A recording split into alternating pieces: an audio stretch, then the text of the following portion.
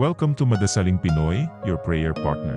Ngayon po ay Biyernes sa ikalawang linggo ng 40 araw na paghahanda. Ang mabuting balita ng Panginoon ayon kay San Mateo.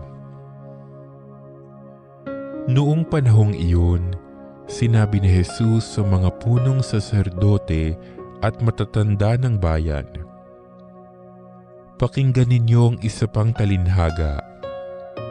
May isang taong nagtanim ng ubas sa kanyang bukid, at ito'y binakuran niya. Gumawa siya roon ng pisaan ng ubas at nagtayo ng isang mataas na bantayan. Pagkatapos, kanyang iniwan sa mga kasama ang ubasan at siya'y nagtungo ng ibang lupain. Nang dumating ang panahon ng pitasan, pinapunta ng may-ari ng ubasan ang kanyang mga alipin upang kunin sa mga kasama ang kanyang parte.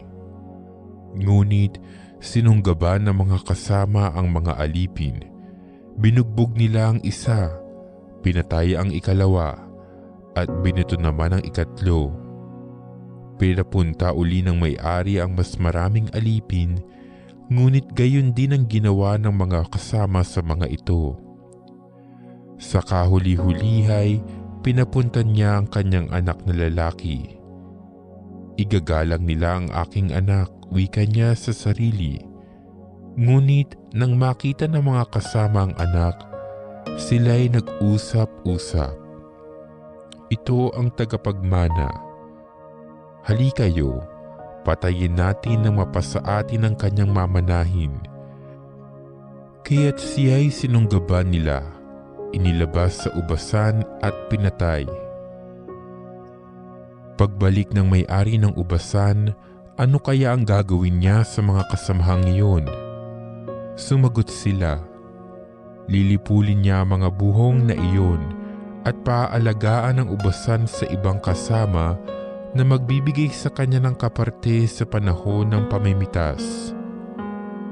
Tinanong sila ni Jesus, "Hindi nga pa ba nababasa ang talatang ito sa kasulatan? Ang batong itinakwil ng mga tagapagtayo ng bahay ang siyang naging batong panulukan. Ginawa ito ng Panginoon at ito'y kahanga-hanga. Kaya nga sinasabi ko sa inyo, hindi na kayo ang pinaghaharian ng Diyos, kundi ang bansang maglilingkod sa Kanya ng tapat." Narinig ng mga punong saserdote at ng mga pariseo ang mga talinhaga ni Jesus at naunawaan nilang sila ang pinatatamaan niya.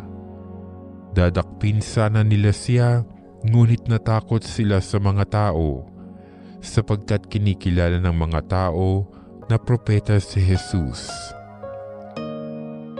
Ang mabuting balita ng Panginoon.